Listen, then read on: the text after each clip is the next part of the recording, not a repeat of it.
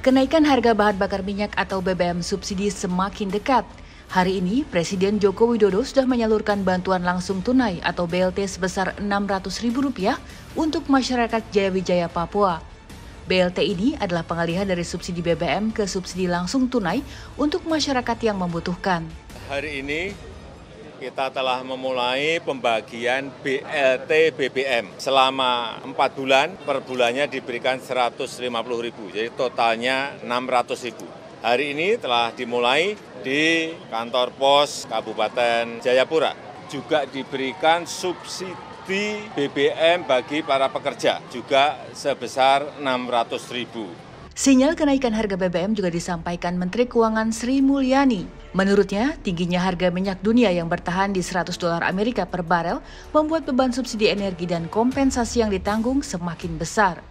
Subsidi BBM yang diberikan selama ini tidak tepat sasaran dan lebih banyak dinikmati orang kaya. APBN Perpres kita menaikkan dari subsidi yang hanya tadinya 152,5 triliun, 3 kali lipat lebih.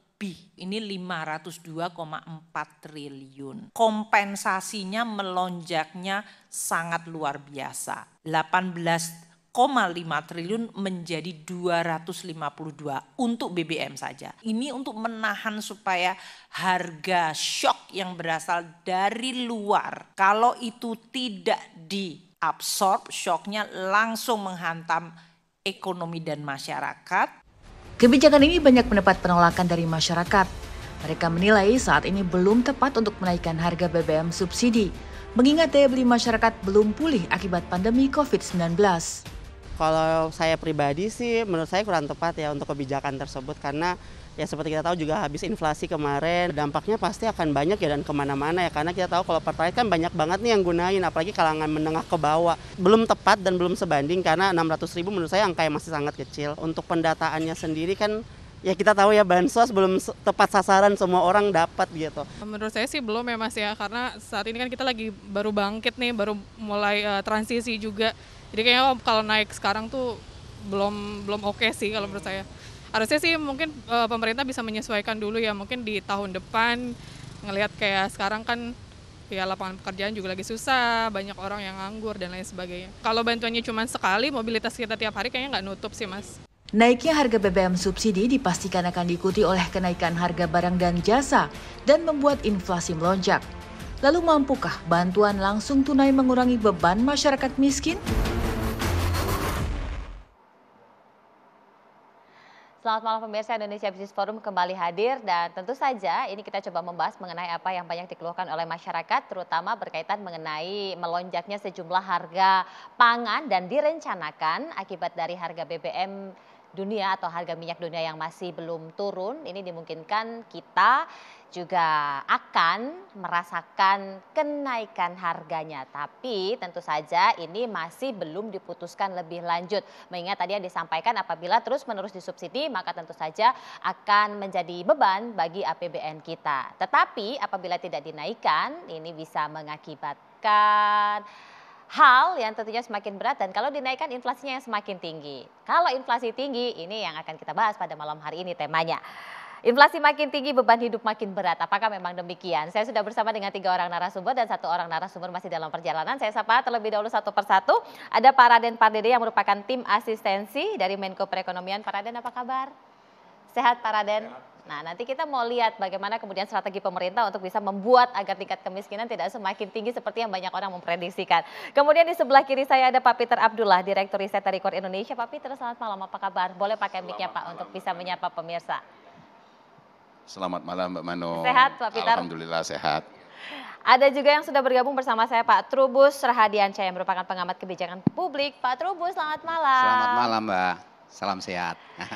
Dan saya juga mau mempersilahkan Pak Edi Suparno yang merupakan Wakil Ketua Komisi 7 DPR RI untuk bisa bergabung bersama kita di sini. Pak Edi selamat malam. Boleh mungkin bisa digunakan mic-nya untuk bisa menyapa pemirsa Pak Edi. Selamat malam Bapak-Bapak, selamat malam Mbak Begita. Sehat ya Pak Edi? Alhamdulillah sehat. Ini kita tanya dulu deh ke Pak Peter. Pak Peter ini seperti buah si malakama ya ketika kita membicarakan mengenai kondisi saat ini. Di satu sisi kita mulai bergerak naik loh, pertumbuhan ekonominya cukup baik, 4,3 sampai 5,2 prediksinya ya di semester 1 ini. Tetapi di sisi lain ada banyak harga yang kemudian naik, yang tentunya ini membuat angka inflasi juga makin naik. Apalagi ada rencana dalam tanda petik menaikkan harga BBM. Nah, Pak Peter seperti apa kemudian? Ya, ini nampaknya kenaikan harga BBM udah sulit untuk dibendung ya. Tanda-tandanya sudah semakin jelas ya. Kalau istilahnya hilalnya udah kelihatan ini ya. Karena bansosnya udah disalurkan ini Iya, udah dibagi. Tapi sangat saya berharap ya ada semacam mukjizat ya yang kemudian mencegah pemerintah untuk tidak menaikkan harga BBM subsidi. Saya masih berharap ya. Karena Pak Jokowi kan berpesan sekali lakukan kajian secara mendalam. Walaupun di sini ada Pak Raden, saya kira pasti bisa menjelaskan kajian yang sudah diberikan. Tetapi dalam catatan saya, ya dalam hitungan saya, belum semua opsi dibuka. Masih ada opsi lain yang tidak menaikkan harga BBM, yang saya kira masih bisa membantu kita menjaga APBN. Ya. Kalau kita bicara APBN, untuk tahun 2022 saya kira tidak mungkin lagi kita menyelamatkannya. Karena sebagian besar beban itu sudah terrealisasikan, apa yang disampaikan oleh Bu Sri Mulyani juga, bahwasanya beban subsidi sudah 500 dan diperkirakan akan menjadi 700 triliun, itu beban subsidi, itu kan artinya sebagian besar sudah tidak bisa dialahkan. Nampaknya yang akan dituju kan lebih ke APBN jangka panjangnya, ya di tahun 2023 mungkin. Ya. Nah, saya ingin menyampaikan bahwasanya ini yang selalu saya sampaikan adalah harus benar-benar ditimbang risiko dari kenaikan harga BBM tersebut. Ya. Dan kemudian yang kedua, apa yang saya sampaikan tadi, apakah ada opsi lain? Ya. Dan menurut saya masih ada opsi lain. Apa itu? Nah, sebenarnya ya misalnya ya ini kita bicara tentang upaya yang dilakukan oleh pemerintah sekarang ini. Untuk tahun 2022 aja sebenarnya tidak banyak lagi yang bisa diselamatkan dari APBN. Karena defisitnya pasti akan melonjak, pasti ya. Beban subsidinya udah pasti besar. Ya. Dan kalaupun kita menaikkan harga BBM sekarang, itu yang akan diselamatkan untuk tahun 2022 tidak akan besar. Itu yang pertama. Yang kedua, ya kalau kita bicara tentang kenaikan BBM, maka risikonya yang harus lebih dipertimbangkan. Yang diselamatkan tidak besar untuk tahun 2022 ya. Sementara risikonya jauh lebih besar. Tadi disampaikan oleh Mbak Mano, yang jelas adalah akan ada lonjakan inflasi. Ya, lonjakan inflasi ini tidak bisa kita anggap sepele. Ya, kenaikan inflasi itu akan menggerus daya beli masyarakat, ya, dan itu akan berdampak kepada hal-hal lain. Hitung-hitungannya Kor, kalau dengan prediksi kenaikan harga, itu inflasinya bisa menyumbang sampai berapa banyak? Tanpa kenaikan harga BBM, kita memperkirakan inflasi ada di kisaran 5-6%. Ya, tanpa kenaikan harga inflasi, harga BBM subsidi. Kalau dengan kenaikan harga BBM subsidi, perkiraan kita akan melonjak di atas 6, ada di kisaran 8-10%. Dan itu menurut kami dampaknya besar, ya, karena itu akan benar-benar menggerus daya beli masyarakat, yang kemudian bisa menciptakan tambahan kemiskinan, ya. Dan kemudian yang utamanya lagi mengganggu proses pemulihan ekonomi yang sedang berjalan saat ini. Nah, kalau kita tarik-tarik lagi, ya ini yang saya sampaikan tadi bisik-bisik sama Pak Raden, ini ada risiko reputasi pemerintah di sini. Ya, apa yang selama ini menjadi kebanggaannya pemerintah, bahwasanya kita mampu menahan, menjaga perekonomian di tengah kondisi pandemi, kondisi gejolak global, itu kan bisa, itu yang kita kehilangan nanti. Ya, dan ujung-ujungnya kalau reputasi pemerintah di tahun politik bisa menjadi risiko politik. Jadi banyak risiko-risiko yang harus dipertimbangkan. Gejolak politik, Pak, kegaduhan politik itu juga akan mengganggu ekonomi. Jadi saya kira ini yang harus benar-benar dipertimbangkan. Apakah tidak ada opsi lain yang saya sebutkan tadi? Itu hitung-hitungan yang mungkin bisa jadi belum dituangkan. Apa memang begitu, Pak Edi? Kita coba tanya Pak Edi. Ya baik, terima kasih.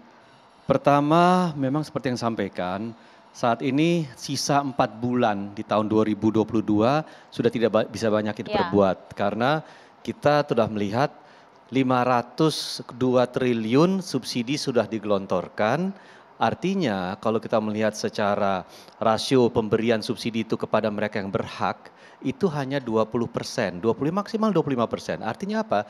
Sekitar 4 triliun dari total 5 triliun itu akhirnya terbakar untuk percuma. Tidak tepat sasaran, dinikmati oleh mereka-mereka yang justru memiliki kemampuan untuk membayar, untuk membeli BBM yang non subsidi. Nah itu yang pertama menjadi perhatian kita. Kalaupun sekarang ini ada beberapa opsi yang ditempuh dan tadi seperti disampaikan, kelihatannya sekarang hampir sudah bisa dipastikan akan ada penyesuaian harga. Itu istilah yang digunakan, penyesuaian harga terhadap BBM. Dan menurut hemat kami penyesuaian harga itu memang ya melihat kondisi yang saat ini mau tidak mau terlaksana. Karena apa? Kalau kita bicara sekarang untuk menyelamatkan subsidi akhir tahun ini dengan melakukan pembatasan, apakah kita tetap menambal, misalnya meningkatkan subsidinya, ya, atau kita mengurangi subsidinya kemudian menaikkan harganya, melakukan pembatasan untuk pembelian melalui digitalisasi SPBU atau sarana teknologi lain seperti yang sekarang dimiliki Pertamina, ada aplikasi My Pertamina, tetapi itu hanya menyelamatkan sampai dengan akhir tahun ini. Bagaimana tahun depan? Karena kita melihat tahun ini saja terjadi kenaikan signifikan dari penjualan mobil dan motor. Artinya apa? Ya konsumsi tahun depan diperkirakan akan naik lagi, otomatis seperti itu. Jadi kami di DPR dari awal sudah mengusulkan. Pertama, subsidi itu harus diubah pola atau mekanisme pemberiannya. Jangan kepada produk tetapi kepada penerima. Yang seperti dilakukan oleh pemerintah sekarang melalui pemberian bantalan sosial. Ya. Dan ini jangan stop di BBM saja, tetapi juga di LPG 3 kilo. Yang mana ini kita lakukan impor besar-besaran.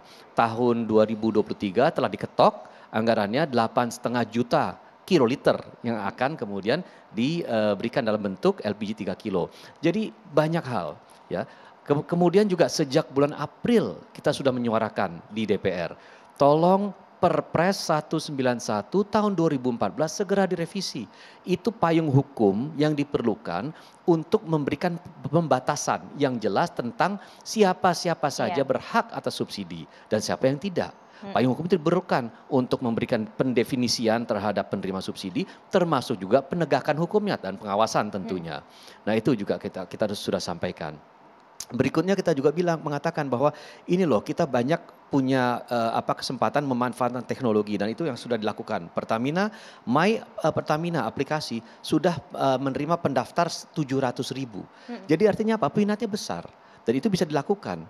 Bahkan My Pertamina sudah melakukan praktek di lapangan, uji coba di lapangan, jalur khusus untuk pengguna My Pertamina dengan diskon. Misalnya diskonnya 100-200 rupiah per liter. Itu penggunanya banyak, peminatnya banyak. Jadi chaos yang diharapkan dengan penggunaan aplikasi itu ternyata tidak terrealisir. Nah jadi banyak sekali yang bisa dilakukan, tetapi menurut hemat kami harus dilakukan segera. Gitu. Pembatasan terhadap penggunaan BBM itu harus segera. Regulasi segera, ya, karena semakin lama semakin bengkak, semakin bocor. Apa yang membuat adanya tantangan sehingga kemudian proses pembahasan regulasinya ini masih terjeda dan belum juga segera diketok? Sesaat lagi kita akan lanjutkan, tetaplah bersama kami.